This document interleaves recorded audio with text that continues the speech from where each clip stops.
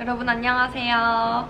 오늘은 국립중앙박물관에서 전시 중인 비엔나 1900 꿈꾸는 예술가들 전시를 리뷰할 건데요. 이 전시가 지금 굉장히 핫합니다. 왜 핫하느냐?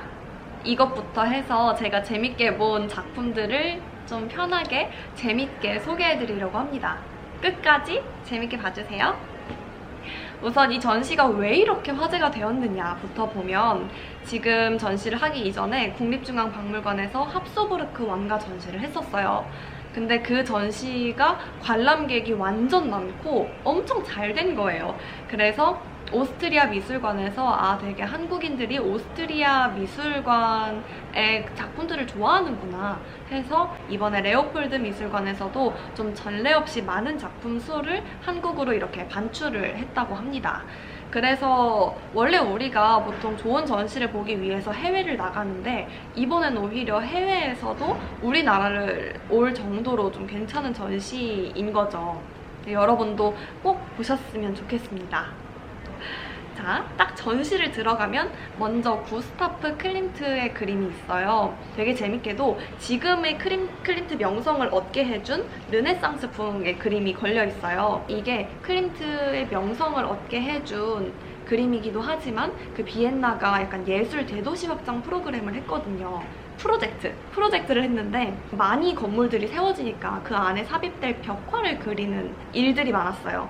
그때 클림트가 이 그림을 그렸었고 이걸로 그 황제에게 인정을 받아서 좀 명성이 높아졌다.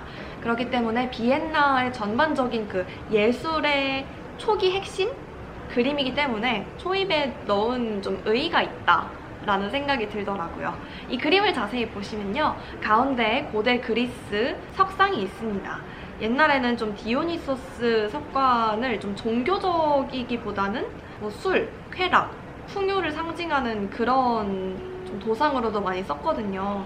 여기서도 보면 가운데 디오니소스 석상이 있고 그 옆에 약간 디오니소스를 숭배하는 마이나드들이 있죠. 벽화라는 거는 건물에 포함이 되어 있기 때문에 뭐 뜯어올 수는 없잖아요. 그래서 이건 그 벽화를 위한 습작을 가져왔다라고 보시면 됩니다. 근데 저는 이 그림 되게 좋았어요. 왜냐면 저는 약간 르네상스풍 그림들을 좋아하거든요. 되게 재밌게 봤습니다. 이게 쭉 들어가다 보면 초상화들이 많이 나오는데요. 그 중에 하나가 하나 지역의 소녀라는 그림이에요. 이렇게 눈동자를 옆으로 돌리면서 이 배경과 옷과 모자 색상이 좀 통일되어 있으니까 약간 더 얼굴에 집중하게 되는 효과가 있죠. 근데 눈동자가 엄청 오묘해요. 보이시나요? 약간의 안광이 비치면서도 눈동자 색이 배경과도 약간 어우러지기 때문에 이 소녀가 주는 신비로움이 있더라고요. 저도 좀 한참 동안 사람이 많아서 엄청 자세히 오래 보진 못했는데 굉장히 이끌리는 그런 그림이었습니다. 두 권을 쓴 의복은 그때 유행하는 형식을 많이 따랐다고 해요. 이런 특징이 더 잘 드러나는 게 바로 이 그림인데요. 이 시기 때는 좀 코르셋을 입지 말고 좀 실용적이고 편한 옷을 여자가 입게 하자, 이런 개혁 운동이 일어났다고 합니다. 좀 대조되는 배경색과 의복이 좀 녹아든 게 되게 재밌죠. 그리고 또 제가 엄청 재밌게 본 게 오스카 코코슈카라는 작가의 피에타라는 작품인데요. 피에타라는 말 자체는 원래 이탈리아어고 뭐 성모의 슬픔, 마리아의 슬픔, 예수 그리스도 자신의 아들을 잃은 그 어머니의 처절한 그런 애달픈 마음을 그린 게 그 피에타라는 주제거든요. 근데 피에타는 아무튼 성모잖아요. 그렇기 때문에 이탈리아에서 이 그림이 그려졌을 때는 굉장히 그래도 성모를 좀 고귀하게 그렸단 말이에요. 성모가 약간 조금 인간화되게 표현이 되었다 싶으면 사람들의 질타를 받았었어요. 그런데 이 19세기 오스트리아에서는 성모가 이렇게 표현이 됩니다. 정말 놀랍지 않나요? 뭔가 좀 괴물 같은 느낌에 전혀 아름답고 고귀한 느낌이 없잖아요. 어떻게 성모를 이렇게 표현하지? 저는 진짜 너무 재밌었어요. 너무 재밌고 이런 게 좀 시대의 변화구나. 이 좀 시기가 이렇게 변하는 게 그림에 녹아들었다면 녹아든 게 이렇게까지 표현이 되는구나 싶어서 정말 재밌었거든요. 자세히 확대를 해보면 여기 가슴 쪽에 예수가 있어요. 제가 피에타를, 이탈리아 피에타를 여기다 보여드릴게요. 이렇게 예수를 안고 울고 있잖아요. 그걸 약간 따라한 것 같아요. 그걸 약간 차용을 한 것 같아요, 이미지를. 그래서 이 그림도 보면 가운데 약간 예수를 안고 있는 듯 하면서도 너무 정확하게 안는 걸 그림으로 구현하지 않고 약간은 추상적으로 표현해서 한 몸이 된 것처럼 표현을 했죠. 도상적으로도 재밌고 표현력도 흥미롭다. 너무 재밌었어요. 근데 이 그림은 원래 연극의 포스터래요. 이 포스터를 보면 얼마나 보러 가고 싶을까? 저 같으면 바로 달려가가지고 연극 1열에서 봤을 것 같아요. 그리고 또 재밌었던 그림은, 여러분 혹시 막스 오펜하이머라고 들어보셨나요?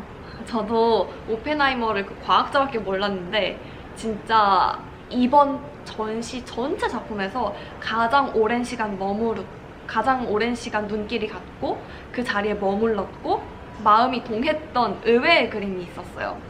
바로 이 그림입니다. 딱 봐도 기이하죠? 뭐랄까, 약간 해골 같은 느낌도 들면서 약간 음기가 느껴진다고 해요. 음산해요. 그냥 그림이잖아요.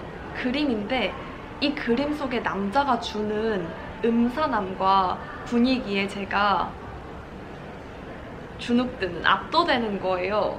이 남자의 눈빛이 나를 꿰뚫어버릴 것 같은 그런 느낌이라고 해야 되나? 그래서 처음에는 눈에 시선이 갔어요.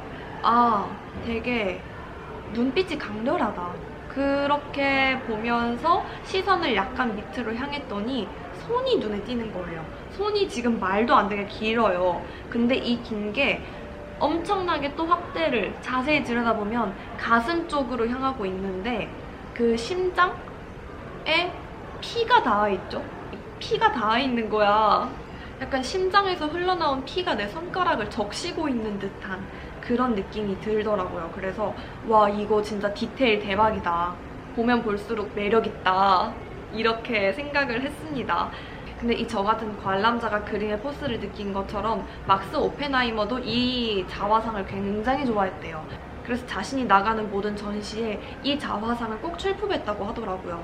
이 작가가 애정했던 이유가 있었던 거야. 그 애정이 저한테도 느껴진 거죠.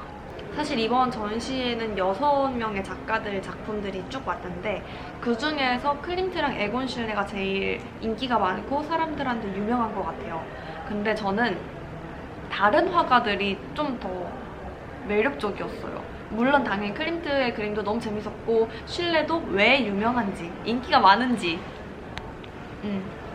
알 수 있었지만 조금 덜 유명한 작가들의 작품들을 볼 수 있는 게 이 전시의 저는 크나큰 매력이라고 생각합니다.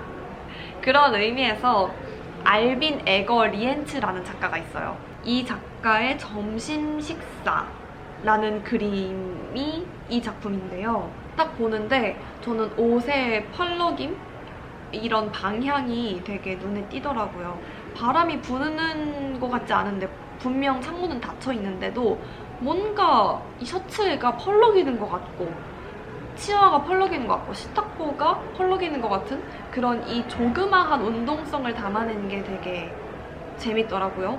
그러니까 뭔가 이 대각선 방향으로 전체 결이 이렇게 향하고 있다 보니까 그림의 전반적인 통일성을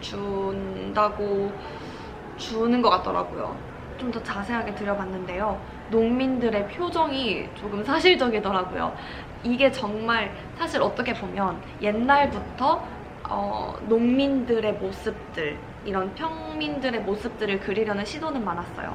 그런데 어떻게 보면 그런 너무 그런 귀족이 감상하는 입장에서 그림을 그리다 보니까 너무 유희적으로 이 서민들의 삶을 그려낸 거 아니냐라는 비판적인 시각이 존재할 수도 있는 그림들도 많은데 이거는 정말 사실적으로 농민들의 삶 그 자체를 묘사한 것 같더라고요. 현장감 있게 진짜 빠르게 밥 먹으면, 여러분 그거 아세요? 진짜 급하게 밥 먹으면 이렇게 밥그릇에 내 머리가 이렇게 향하잖아요. 이렇게 막 먹잖아요. 너무 배고프고 너무 막 먹고 싶으면 이렇게 먹는데 지금 여기서도 왼쪽에 그 남자가 이렇게 하고 정말 이렇게 급하게 먹고 있는 모습이 담겨있죠. 그리고 다른 사람들도 이렇게 숟가락을 이렇게 입에 대고 있는 모습이 보이는 걸 봐서는 정말 그 식사를 하고 있는 그 한 장면을 캡처한 듯한 그런 느낌을 주는 거예요. 전반적으로 되게 생동감 있고 현장감 있는 그림이다. 그러니까 그 때의 시기에 돌아가서 정말 그 사람들이 일하고 밥을 먹는 모습을 캡처해둔 것 같다. 장면을 포착해둔 것 같다. 이런 느낌을 받았습니다. 되게 알빈 에거 리엔츠의 새로운 발견. 그리고 또 다른 화가 색을 정말 신비롭고 영적으로 잘 쓴다라고 생각한 사람이 있는데요. 바로 리하르트 게레스트리라는 화가입니다. 어떤 사람은 이렇게 말하더라고요. 리하르트 게레스트의 그림은 그림이 아니라 폭발이었다. 어떤지 한번 볼까요? 반신 누드의 자화상이라는 작품입니다. 자화상이에요. 자화상인데 이 그림을 보면 딱 무슨 느낌이 드시나요? 약간 신 같지 않으세요? 원래 예수도 반신 누드로 많이 그려지고 또 뒤에 후광이 비치는 걸 이용해서 예수의 위대함을 좀 상징하곤 하는데 이 그림도 약간 비슷하죠? 뒤에 약간의 후광이 비치듯이 설정이 되어 있고 예수의 특징인 좌우 균형 굉장히 잘 맞춰져 있죠. 이게 딱 봤을 때 내가 신이다 뭐 이런 느낌은 아닌데 은근한 요소를 줘서 나의 자화상이지만 신같이 느껴지게끔 이걸 보면은 약간 경건한 느낌이 들게끔 의도를 한 것 같아요. 그래서 되게 색을 잘 쓴다. 뭔가 이 색을 사용해서 사람의 심리를 좀 자극한다? 자극할 줄 안다? 뭐 이런 느낌을 받으면서 이 그림을 봤습니다. 근데 이 다른 그림을 봤는데 또 완전 반전이 있었어요. 바로 이 그림인데요. 헨리카 콘이라는 피아니스트의 초상입니다. 근데 어떤 느낌이 드세요? 정말 열정적으로 피아노를 이렇게 잘 연주하는 그런 아름다운 선율이 담긴 그림이라기보다는 저는 약간 섬뜩했거든요. 되게 이 사람이 눈도 좀 퀭하게 느껴지고 힘도 없어 보이고 내가 내 생애 마지막 연주를 무슨 하는 듯한 그런 느낌이 좀 들더라고요. 이 사후 세계에서 연주를 하는 것 같은 느낌이다? 그러니까 되게 전반적으로 생명력이 없었어요. 그래서 이 비슷한 파란색이거든요. 비슷한 파란색인데도 어떤 그림은 굉장히 신적으로 경건한 느낌을 주는데 어떤 거는 완전 반대로 생명력 없고 섬뜩한 그런 느낌을 주는 게 저는 너무나 매력적이더라고요. 근데 제가 이 그림을 나름대로 저만의 시각에서 보고 또 한번 그 옆에 달려있는 캡션을 봤는데 캡션에서 이 캡션을 써준 연구원님께서는 되게 이 그림을 좀 우아하고 고혹적이다? 이렇게 표현을 해주셨던 것 같아요. 그래서 사람마다 보는 눈이 정말 다르구나 싶었습니다. 여러분은 어떻게 보셨나요? 저한테 진짜 이거 초점이 너무 안 잡히네요. 다시 틀었습니다. 네, 여러분 이제 초점도 잘 안 잡히고 카메라 배터리도 없고 해서 사실 제가 더 재밌게 본 작품들은 몇 가지 더 있긴 했는데 오늘은 여기서 마치도록 하겠습니다. 여러분 재밌으면 이런 컨텐츠를 앞으로도 많이 찍어보려고 하니까요. 많은 관심 부탁드립니다. 구독해주세요. 안녕.